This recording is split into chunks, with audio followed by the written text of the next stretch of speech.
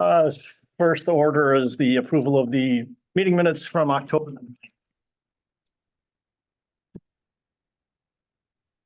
There a motion on the floor for said approval?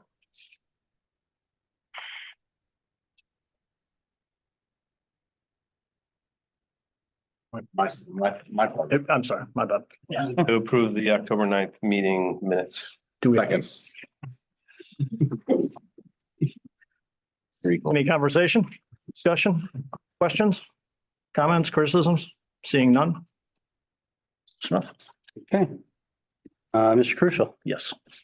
I'm a yes. Ms. Blair, Yes. and did Mr. Page pop on? I'm here. That's, I'm guessing we're voting on the minutes. Minutes? Yep. That's a yes. Yes. Thank you. Ms. Brown? Yes. Okay, Ms. Hill, you were absent. Abstain. Yep.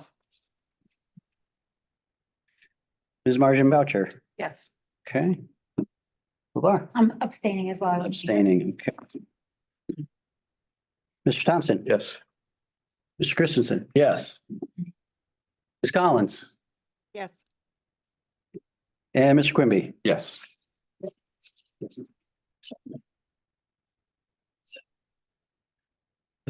Some members of the public to be recognized and say a few words.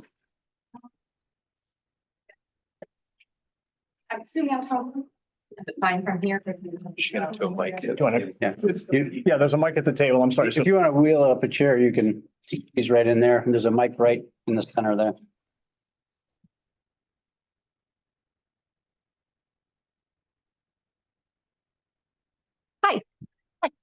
I know a portion of you. My name is Susan Mantoni, and I am currently sitting on the East Long Meadow Scholarship Foundation's board as their their treasurer. And I'm here with Lisa.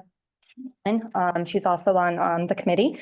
And we just had a question that we wanted to kind of maybe open up some conversation for regarding the concessions with the stadium that's being redone. As far as our understanding is that the snack shacks are both supposed to be scheduled to be potentially taken down. And just spoken to a couple of people, most recently on Page this past week, just with our concerns as far as some weren't aware that there are two separate organizations for those snack shacks. One is the East Long Meadow Boosters, and the other one is the East Long Meadow Scholarship Foundation. In looking at the site plans, it's our understanding that there is one concessions that's supposed to be built while the other two are taken down, and just wondering if there has been some thought as far as, you know, how is that going to work with both organizations? That is probably a Frank or Kevin question. Yeah, well, I believe Mr. Page had started the conversation. Would that be accurate? We started the conversation. There was one idea that was tossed out to us. Given it some thought over the past week, I'm not sure that that is going to be really a good working one for on the Scholarship Foundation. We do have some concerns with that. I don't know if you want me to raise the concerns now or if that's for a separate meeting. Wouldn't mind sharing the idea just for the. The idea that we were proposed was that in to cover the lost revenue from the snack shack is if the East Long Meadow Scholarship Foundation would sell athletic annual tickets. And so the money that would be raised by us selling those athletic tickets would then come to the Scholarship Foundation. And although, you know, we really appreciated that, we really thought it over. I just don't know how the public would perceive that as far as its athletic revenue. And so then it's getting turned over to the Scholarship Foundation. So I don't know how that would versus maybe it's a proposition for maybe like the boosters, because then it would stay within the athletic department. So, you know, that's one of the ideas that was presented to us. And, you know, really appreciate, you know, that suggestion or that idea. I just don't know if that's going to be a good one for us. We built the shack. We do all of our own, you know, selling and stuff. So it's all like everything stays within our foundation. But now if we start blending it with the athletic budget, I'm not sure how how that would work. And I think it's something that we definitely would need to have more discussion over to make sure that that is going to be okay with the community. Is the primary goal to replace the revenue so that the scholarship fund is unimpacted? Correct, correct. So that's why we didn't know what the workings of the concessions, looking at the, I don't know what the dimensions are on it. So size wise, I'm not sure how big it is. Does it have room that it was planned where both the foundation and so it's business as usual in that one snack shack where you have the boosters and you have the foundation? Or, is it possible that we could keep our shack but renovate it, bring it up to the, so it looks a lot better with the times or whatever codes that maybe it doesn't meet right now, but that we could do that. And then we could at least keep ours and then the boosters could take over that concessions entirely. So I just feel like it's time to kind of like, have the conversation now so we know what the expectations are going into, because I think the project starts this summer, my understanding is. And so that we can all kind of work together, to kind of make this successful for, both parties. Sue, how many times a year is the scholarship shack open? Or which games specific? Is it football? Because I don't, Typically, it's mainly football because we're not huge, so it's hard to get the volunteers in there. There is a contract that was drawn up during Rich Fitzgerald's term that basically states in there, we could open up every game if we wanted to, but we just don't have the manpower to do that. So you're talking, it's about 4 or 5 games during football season that the Scholarship Foundation. selling food, just like the one next to the football boosters are doing the same out of the shack next to it. Right. We try to sell different things because we don't really want to compete with, Yeah. each other. So, but it's just, yeah. Does it not make sense just to have a meeting to look at the plans closely and talk about that before, 'cause In terms of the building that we're building. yeah, Instead the of keeping amount of this- square footage, the way it operates. Yeah. There are 2 windows facing in different directions. Yeah. There are potentially ways that this, I can relate to all of the issues Mhm. about your revenue stream and how that's developed and what you do with it. But I do think that there's I think it, content in the drawings to use as a Perfect. point of conversation at least. Yeah, if we know if we're not losing any square footage and both can happen at the same time, I think there's really not much of a conversation. I will say, because of the committee's goals to increase the fixture count in the, we are actually still making kind of small tweaks on that are going to happen in the addenda phase of this set. So we are making a revision. That revision is actually creating additional square footage in the concessions area. So I think there's a lot to work with. I would rather not have that meeting today. But Yeah. we could set a time for it. That'd be wonderful. is there, That would be great. sorry, there's 2 windows, so technically they could sell separately, the Correct. way it is already. Because there's ticketing and food was our assumption, but maybe there's a, We also have ticketing, but that's on the other side, right? well, that's my point so I think we should look at the plan and figure out Okay. how that relates. Time for that. There's an operational plan that Yeah. go into the sizing of whatever the building is that, You're like an Iron Chef situation, yes. different. The building size is really, we don't want to go changing that, but No. operational. Yeah. Yeah. I just meant if we're at 400 square feet total and this building's at 380, could we make it work? Probably. Exactly. Yeah. Okay, that's great. Yeah. So we'll look to schedule that. Yeah, we'll plan to do that because otherwise those buildings are going, just so you know. Yeah, well, Yeah. that's what, I know it's your thought, but right. stick with the plan and then hopefully work it out. But we will work it out collectively Mhm. to use that one. Okay, great. You'll be a part of that. I can certainly help with that. Yeah. Okay. Do I need to reach out to somebody to have that appointment? I think what we'll do, it might be easiest to have Mr. Page and Mr. McGee reach out to you, Okay, try to coordinate the group here. perfect. Okay. Okay, great. Thank you, I got everyone. an eye on that building too, Sue, specifically. So Dory can tell you. Keep an eye on it. So thank you. That's a good. Appreciate Thank you. I appreciate it. bringing it. Thank you.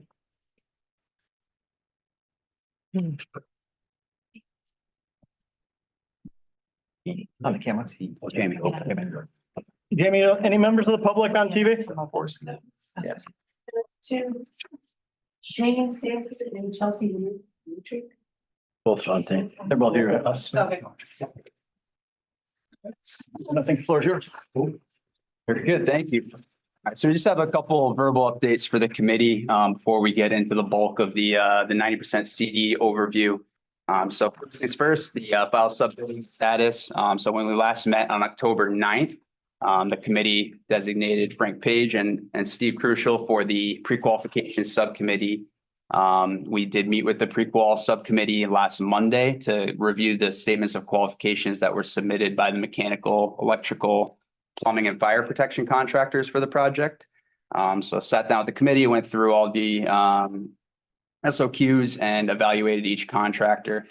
There were a couple contractors who did not meet the minimum evaluation score of 70 out of 100, and therefore were disqualified for the project. It was just a couple contractors out of dozens who submitted. So the ones who were disqualified were notified that they cannot bid the project, and then all the other qualified contractors were notified and invited to bid the project.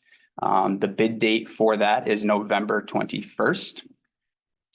So all things are going well up until then. We have a site visit meeting scheduled. Mark, remind me, the 8th? Friday, Yep. November 8th. So we'll have a site visit. Contractors will come in. They can ask us questions there. Shortly thereafter, we had stipulated the last day for questions so that we can respond via addenda, whatever we need to do there. But the bid date is November 21st as of right now. And so that brings us to the remaining trades. So that was just for mechanical, electrical, plumbing, fire protection. So all the other trade contracts, if you will, for the sub-bidding phase are, they've been advertised. Statements of qualifications, the SOQ packages are due to Gordon's office on November 8th as well. So we'll receive all the qualification submissions for the remaining contract or the remaining trades, all the contractors who are interested in bidding the project. And then we'll just restart that process again of meeting with the pre-qual committee and reaching out to the contractors who are qualified, disqualified, what have you. And that second leg of the file sub-bidding, the actual bid date is January 7th. So those are being bid off of the 100% construction documents. So that's just a status update of where we're at with all of that. We'll report back to the committee once we're through the process, but everything seems to be going fine there. And what's the bid date for the MEPs? November 21st. We're hoping that holds true, Steve. If there is a request to push that back some, because it is just a 3-week bid period, we can go into that following week. I think we targeted the 26th, which is right before Thanksgiving, but we don't want to push it past Thanksgiving. So, Sure. yeah. All right, so that was it on the file sub-bidding. We mentioned groundbreaking ceremony the last time we met with you all. It was floated out there that November 7th might be a possible date that could work. We tried to coordinate that with MSBA. They actually turns out they were available for that date, but just in talking with the project team, and obviously our focus was on this 90% submission, we thought that it would be helpful to have some more time to really plan out this event, make sure it actually, goes the way that the town wants it to go, and we satisfy everything. So we met earlier with Frank, Steve, Gordon. I think that we talked about the 22nd as a possible date for the groundbreaking ceremony, which is Friday. I know we're getting close to Thanksgiving there, but Frank, I believe that day worked for you. So we're going to propose the 22nd at 9:30. Yeah, we said that day would work. So I guess the first thing is confirming that date and time works for everybody who would be involved with the ceremony. And then we just need to find out some information from the committee as to how you guys want to structure the event. Fontaine can certainly help pick up the pieces and coordinate the event however you want it, but we just need to have some parameters around that. MSBA good for that date? I didn't reach out to them for that date yet. I wanted to confirm it was good with you guys first. But typically they're good. Either Jim McDonald or somebody will be able to jump on the docket, but we'll follow up with them right after this and tell them, hey, we're kind of running out of time. So this is. You usually go with mornings like that? They usually are. Yeah. That's usually the standard time for it. So, and I like coming out on a Friday, but it's okay. This is ceremony, do you mean like the public is invited? Yes, I think that's one thing that we wanted to talk about with the committee. Typically these events are, attended by the public. Like students are invited? I don't think we've talked about the whole invite list, but No truancy. Frank, I don't know if you've had thoughts around that yet. Not to dump it all on you, but we will need to know how the invitations are going out and all that good stuff. So Not sure if we make it full scale, welcome all. Obviously that's a little more difficult for Fontaine to coordinate, but So at our last meeting, we were trying to make it, or talking about it being a little smaller scale. We do have our NEASC accreditation visit the 2 days prior, which is obviously going to have a lot going on at the school for those 2 days. So we originally weren't talking about involving too many kids, but we really hadn't gotten put a lot of concrete structure to it yet. That a pun, Frank? Sure, yeah.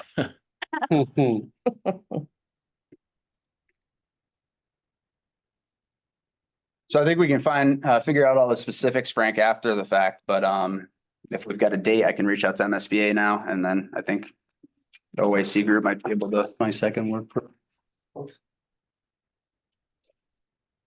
So typically these are, there's a couple speakers on behalf of the town. Typically it is the superintendent, town manager. Sorry, Tom. That's typically what we see. It's up to you guys. The SBA will have a speaker. Sometimes the local figures in town want to go up, so leave that up to you guys if you want to invite. Traditionally, the groundbreaking isn't as well attended. Usually the ribbon cutting at the end is the big event that everybody wants to be photo opped at, so. But we should be inviting state senator, or state reps. Typically what is done, push you into it, but Oh, that's, at least offer it, right? yeah, next offer. Okay. All right, well, I'll follow up with MSBA, see if that date works for them. I think the rest of the details we can work out with the smaller group. But it sounds like we'll have a podium, some speakers. Frank, we'll talk with you if you think any student representation should be worked in, and go from there. They generally do any kind of like the national anthem, anything of that nature? Yeah, I've seen it done kind of both. It's not standard. You don't need to. I've seen the national anthem performed by a student before. Yeah, that's what I was gonna say. Yeah. You could work students in that way. Yep. Okay.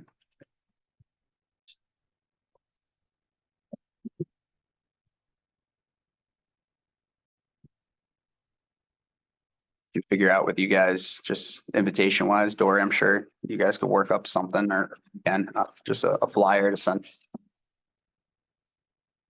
All right, yeah. Cool. Okay. Very good. That's it on groundbreaking, folks. All right, well played. Dory, you want to talk to us about design? Sure. So this is just a quick check on where we are. So this meeting today is approving the 90% submittal to the MPA. It's gone very well. Design package looks really good. The MEPFB engineers are a little tired because their package is the one that's most in the hot seat, but everything has been progressing very well. So just wanted to share this overview of how that package is looking at its release date. We'll be moving on now and working on the 100% set. Go to the next page. We have some slides from Fontaine to share that just give you an overview of where we are in construction. Talk through that. Drone footage. Got this one? Or- Yeah, this, I think, we can, Milestone, just go. to This is just the Yeah, you milestones can go for to- Ben already outlined all of these Yeah. for the next bid set. That's just kind of the foundation as we're going. It's a little bit farther along. You can see D building over to the south side that's going around. We have by the loading dock, you can see there, we've started walls on the south side. Driving our way down towards the west, we now have the footings going all the way down the south side of E and turn the corner going to the north of E. We've dug out and, a little farther, we started digging out building A along the south side of A. So we're trying to wrap that corner and kind of keep the footings going as we fall behind with the walls. Started interior piers today. So about 6 interior piers in building D. We dug another 7 in building E, and we'll start pushing our way from the east to the west. That's kind of where we're at right now. Still pushing for that December steel date. How's Manafort doing? And first doing, I keep plussing up and keep barking and they keep plussing up, so they're doing all right. Got to beat the steel. They know the schedule. So beat the steel, they beat the cold. So. Very exciting. Oh, Diane. yeah. It really is. Starting to feel real. Yes. very much so, since it's outside our windows. Give you the keys now, no? Hard hat and the boots. Going on down. Yeah.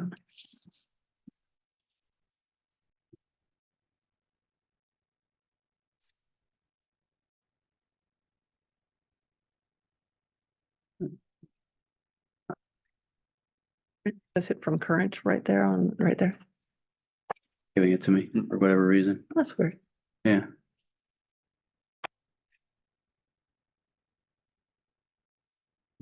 You want to relink? Um.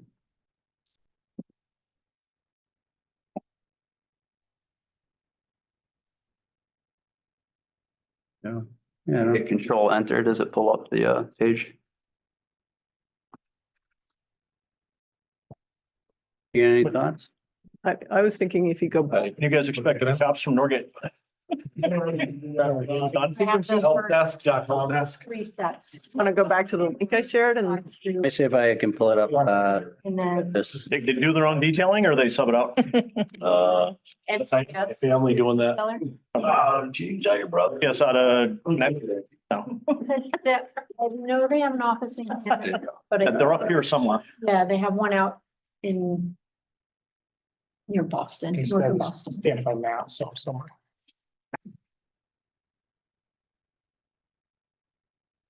Yeah, oh, yeah. Well played. That the one we just. yeah. There you go. There we go. Okay. So, so we, last week was it, geez, it's all been moving very quickly. Went into the reconciliation process with the 90% set. Again, still two estimators, PM&C and Fontaine providing numbers. So again, our goal is to stay close to our construction cost number of 147.5 million. Our both estimates came in initially a little over. Fontaine was about 2 million and PM&C was about 1 million. But the reconciliation process this time actually got us under without significant VE. A lot of that was really, we're so close to bidding that I think the electrical and mechanical packages, which were the biggest packages of this set, are essentially you're looking at the numbers that they have from, one vendor, checking things out and sort of gauging kind of how we'll go with the market and things. Generally, we felt that the documents were in shape. A lot of the Fontaine had some allowances and a lot of it was about talking through those allowances, being sure that we felt comfortable with where the estimate was and the money available to it. And we've still preserved allowances to help with any scope gap between 90 and 100% here. But in general, things are tight, but things are looking good. And that reconciliation process with both estimates going back and forth with scope and what was included brought us down below our target goal for construction costs. There were, if you go to the next page, a couple things that we chose to revise, and this is for me, two things going on. One is we have a different spec writer on this project. So there's some things that I've seen that are like not the way we necessarily specify things. So little things have crept in that surprised us in our own documents. So are bad. And other things were just simply the process of the cost reconciliation helps you to see some of what you're looking at and the value of it and really talk about that. So for instance, in the first case, the team lockers were higher in value than they are on most of our projects. So we talked to Fontaine about changing the specification on that, and that saved us $100,000. We took that change right away. The cast concrete seating, the site team had done some revisions, as we showed you last time, in the art courtyard with some of the exterior seating. And that actually increased the cost on some of those packages, but partly it was about only having one set of numbers looking at that, and some of the details could have been done more simply. So in negotiation there, it was to say, okay, well, we're going to go ahead and reduce that back in scope and cost a little bit. And that was part of our VE. There was an unnecessary element of the spec in the submembrane of the ceramic tile that was removable without any change. So we still have the membrane, but we just altered this make and model of that product And that actually saved 100,000. And then there was a finicky counter that I was worried about that I felt was going to be a concern. I wasn't happy with it. And I thought, well, I'll just take it now. Because we have, explored different ways of doing things. It felt like something that it was attached to the back of the stairwell, the railing systems in the academic wing, not far from another counter that was sort of based and supported by the floor. And the structural relationship of that counter was something that I thought I was a little nervous about. And I felt that we were going to kind of keep worrying about this. And I was worried about it in relation to the stairs and decided it was safe to take it out and focus our energy and our resources on the other counter. So that was removed for that reason. And then there are some things that we did not take as a part of this VE, but are just little design things that I've thought about as we've been going through the process that I think we could recoup some value and therefore keep the project very soundly on budget without any performance impact to the project at all. So those are that textured brick. We're just going to, it was a little bit more costly the way the mason was looking at it than it needed to be. So the team is revising the detail on that. And it's going to save about $30,000. Will it still be textured? Still textured, but it's a very subtle texture. It's nothing like climbable. It's just pulling it back, a little bit. Probably a good idea. Probably a good idea, right? So sometimes that happens.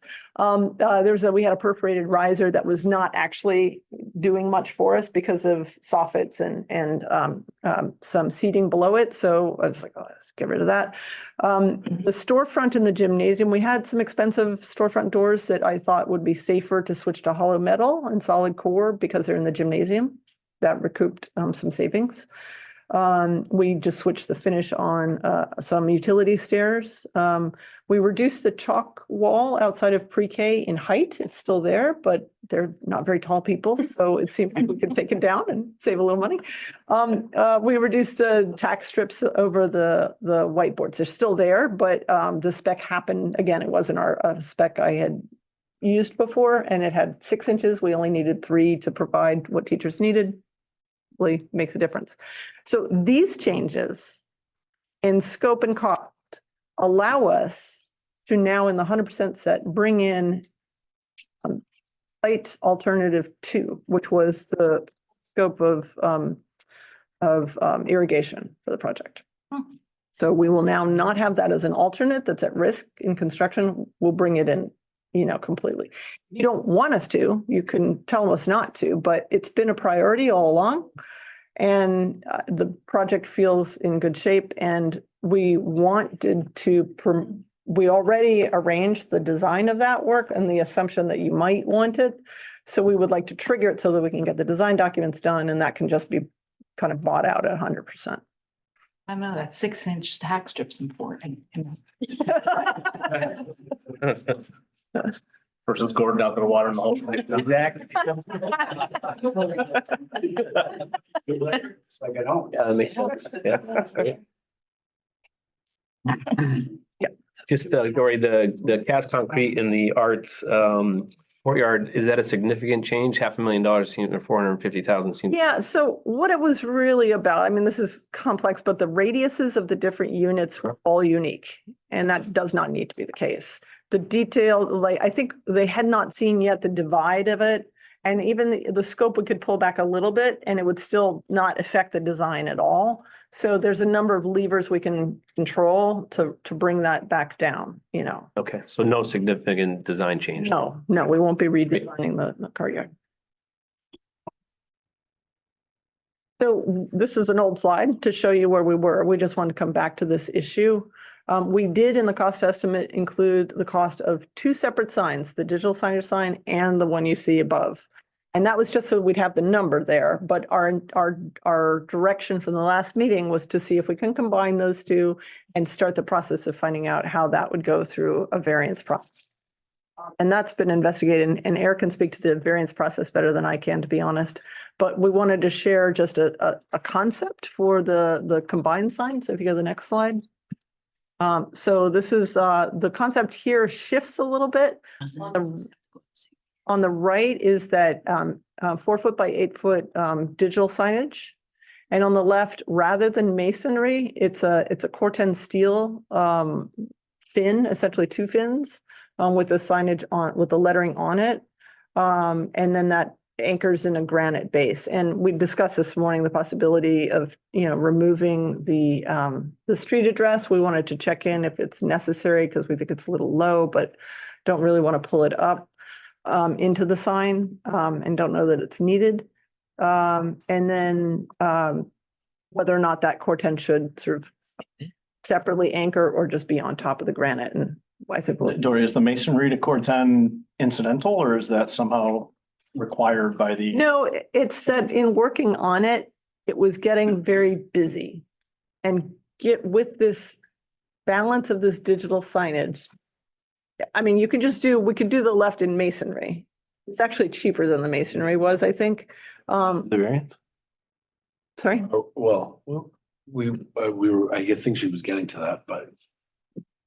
Is that whether to have it or not? Do the variance. I don't know. We had some conversation with planning board members and council members, but I would. Again, it's the same issue that we sort of brought up before was sort of a variance sort of provides some sort of precedent for the rest of the community.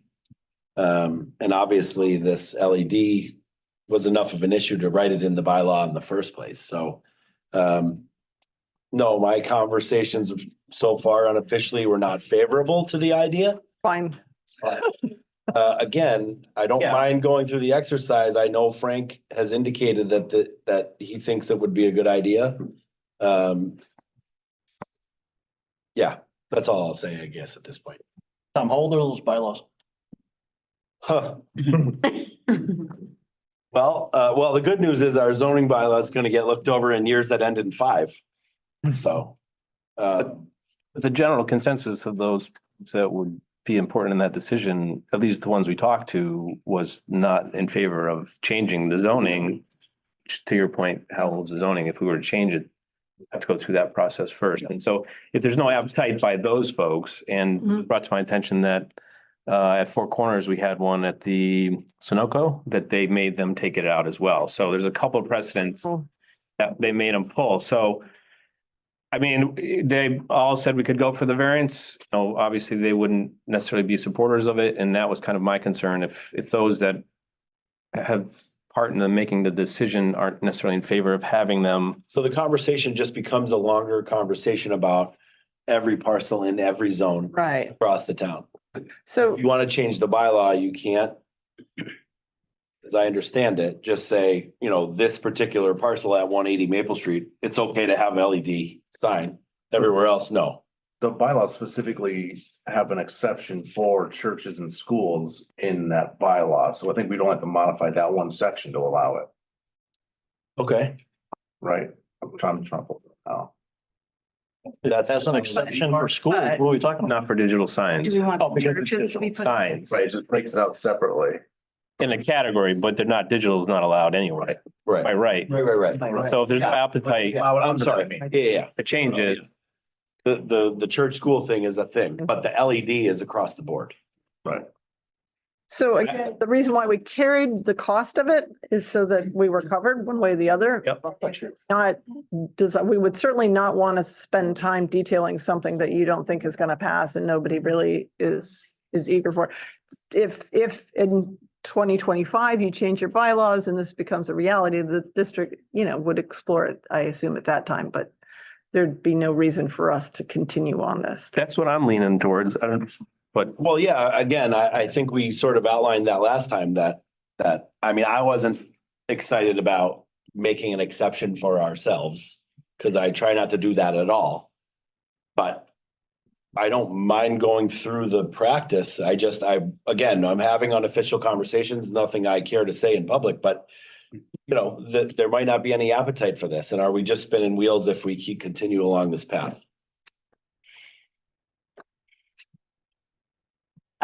As a supporter of, I'm sorry, Kathy. I can understand the bylaw excluding the LED and the digital stuff for commercial and retail, but this is a significant parcel. and a significant, a property that's significant to the town. So, were to come to the council for a conversation before it went to ZBA, I would be in favor of pursuing it. So the counter argument to that is that it's in a residential zone. And if we were gonna have LED in, say, the industrial garden park, no big deal. They're all out of there at 6 PM Right. anyway, right? So you're not really infringing on anyone. Whereas everybody on Maple Street has to look at sort of a lighted sign or a obtrusive potentially sign. That's sort of the whole talk about the zoning. Is what zones are you gonna allow this in? And if we have a lot of parcels that are already existing nonconformities, so there's a lot of businesses in the residential zone that could now potentially add an LED sign. And again, I said it from the start, I don't mind if we want to go explore it. I don't mind putting the time in. I wonder what kind of precedent we're going to set or what kind of outcome it's going to cause. I would be like, if it was just town property, that's one thing, so there's a level of control. But like, even if you put it under where schools and churches have certain different bylaws, I wouldn't want to see the churches in town being allowed to do it and then not allowing a business to do it and that kind of a thing. So it would have to be if they would approve it for town property. I'm not a fan of it anyways, but if you're going to follow through, I feel if it's a town property, sure. You know what I mean? But if it's going to be based on certain areas and streets, that's not, for me personally, I wouldn't want to see it pursued that way. And this is all part of the bylaw conversation, obviously, Right. that we would head down. How far from the road is it now? Because originally when we were talking about this, didn't we have it up the front where the marquee sign is now? Yes, that's what. It's relatively speaking the same location, because that was the Oh, intent. okay. Because remember, Gotcha. we suggested, well, why don't we put a second? I thought it was up bed against. closer to the school, but in our last conversation, everyone was saying, well, if you're gonna do it, it should be up front because it's messaging Gotcha. people driving by. Is this facing the road or is it perpendicular like a plate sign? For the road, so you see it on both directions. It's two-sided. Okay, for some reason I thought it was up against the school. I think, what about going back to the letters, the manual letters? Can we design that? Like we have now?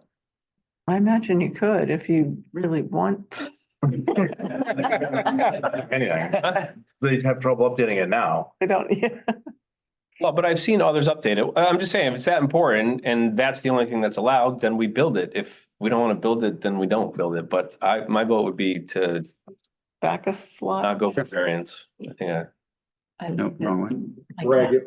Greg, if I may, this is Eric Banksness, landscape architect with SMMA. Right now, that existing sign is pre-existing non-conforming. So if just in order realistically, because the requirement is 20 square feet maximum, in order to provide really the school name, potentially the address, and a message board, you're probably going to go above that 20 square feet, in which case the way we interpret it is you would need a variance in order to build a new sign that has a message board out at Maple Street. That's our interpretation right now. Okay, thanks, Eric. That's important. So we'll build it like that then. So the only other thought I had, and I don't want to leave it the digital part yet, but we have a lot of tributes to the brownstone and redstone in this town, but we don't actually have any brownstone anywhere on the campus. Is that a fair statement? And if so, can we incorporate it in the sign, like some real I was just gonna say. brownstone or redstone? Just a thought, if we can't do it, if we're too far past, no worries. It's already been done in town. The town hall has the same thing, so it's not like unique, but just because we're trying to bring that tribute of the building, this might be an opportunity. I know that's Right. The another subject. thing that the darker element here be actual brownstone. Oh, great. Oh, sweet. I mean, I'm saying that, that. Yeah, I love it. Yes, I Yeah, was- even with some Yeah. cut marks and, a real piece from one of our quarries left over, I'm sure We there's. have, I have 3 pieces hanging out under an arbor. Get it from Beth's house. Never moving again. I have a man who has a bunch of. My husband holding on to. Yeah, see what you can find. Yeah, just a thought. I'm sorry, I missed part of the plot. So Eric, when you said that any type of message board, whether it's digital, manual, spray painted, it's going to put us over the size we're allowed to make the sign. Therefore, if you incorporate any kind of messaging, you're going for a variance? Correct. That's our interpretation. Yes, just based 200 square on- feet? What? I mean, 200. Yeah. Big. So we can do that size because we're not increasing the nonconformity.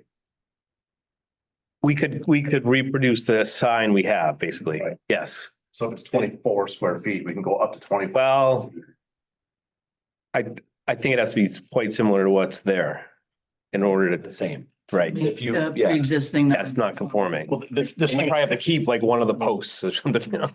huh? this thing is 50. Wouldn't you put like 12-point font on it? I mean, how's it gonna work at 20 square feet?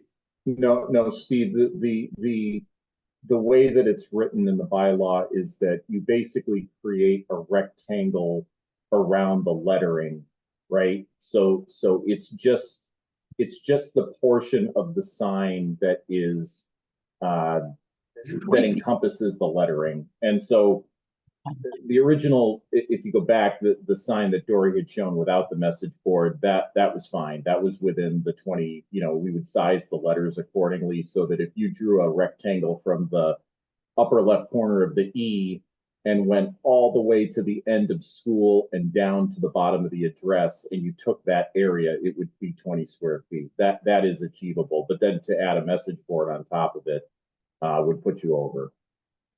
Thank you. And I also did want to respond to Greg. Right now, the plan also is that the stones, the landscape boulders that we're proposing within the bioretention areas, our hope is that it can be red stone if that can be procured. That's the idea, is that the bioretention areas look like kind of abandoned quarries to some extent. Great. That's great. I love it. Thank you. Do we have any of that around? That's a really good thought. Yeah. Do you know if we have any of that around, Tom? Like just hanging out. Yeah. I mean, There are plenty of quarries and Yeah. things around that we could probably ask to be donated. We just have to go get it probably. okay. We used most of it that was at the transfer station for other things, but yeah, there's still quarries out there. Just I guess a drill rig, don't they? A lot of things. Just to be absolutely clear before I leave any misconception about how we might do this, I mean, I like the idea of it being brownstone. It's also cast stone that looks just like brownstone that then doesn't weather the way brownstone does. So I assume that would be okay in this condition where you're actually mounting to it. I don't want the sign to look terrible 3 years from now. Right, I just would, so maybe it's the brick portion that's the brownstone yeah. and not the sign part, just the tribute. And if you can't, you can, but that's a great point. So yes, I don't want Yeah. natural behind the lettering because it'll green probably. Yeah. Yeah. We could do that. Or just, yeah. It's two laminates. Yeah, But in general, this is the consensus. direction, This is what we're thinking. Yeah. No sign? This one. for digital signage. Yeah, no. No variance. No message board. Classic.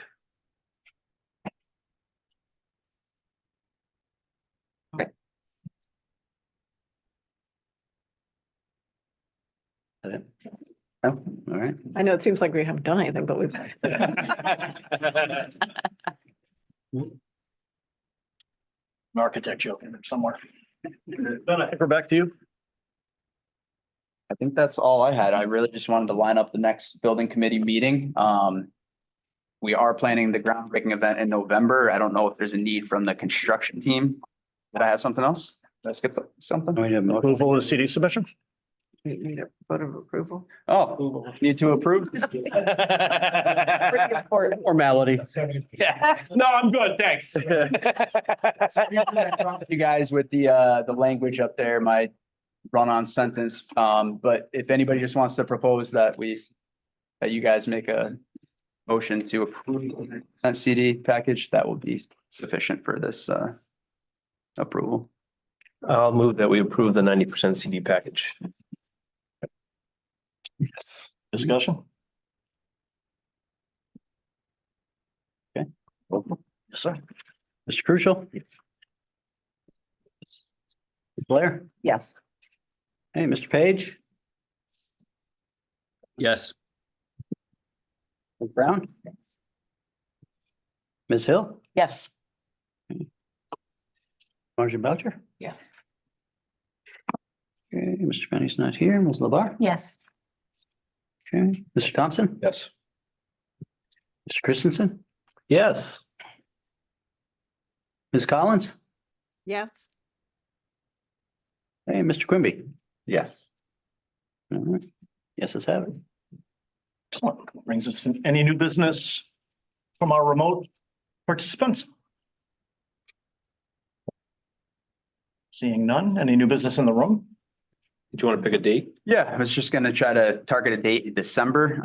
So November, I don't know that we need a building committee meeting. We can always schedule one if there's an appetite for that. But the next need that we'll have is Fontaine's Amendment number 3 for the mechanical, electrical, plumbing.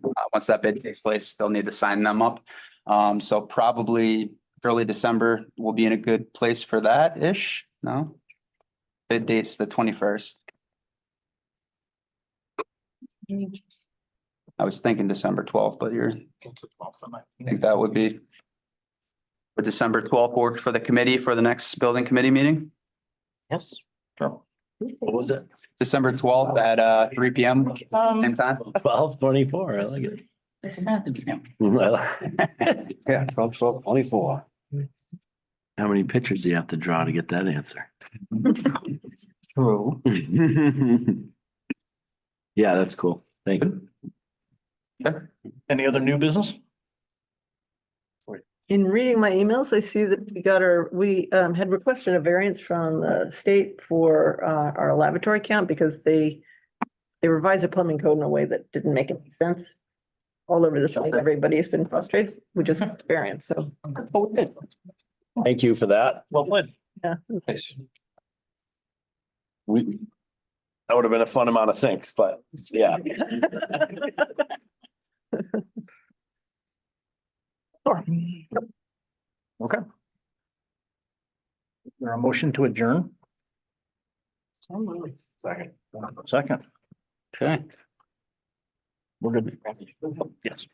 okay. I'm a yes. Ms. Blair? Yes. Yeah. All right, Ms. Brown? Yes. Mr. Page? Yes. Hey, Ms. Hill? Yes. Gordon and Tom. Ms. Margin Boucher? Ms. LeBar? Yes. Mr. Thompson? Yes. Mr. Christensen? Yes. Ms. Collins? Yes. Oh, geez. Here for you. And Mr. Quimby? Yes. All right, so these are adjourned. Thanks, everyone. Projects.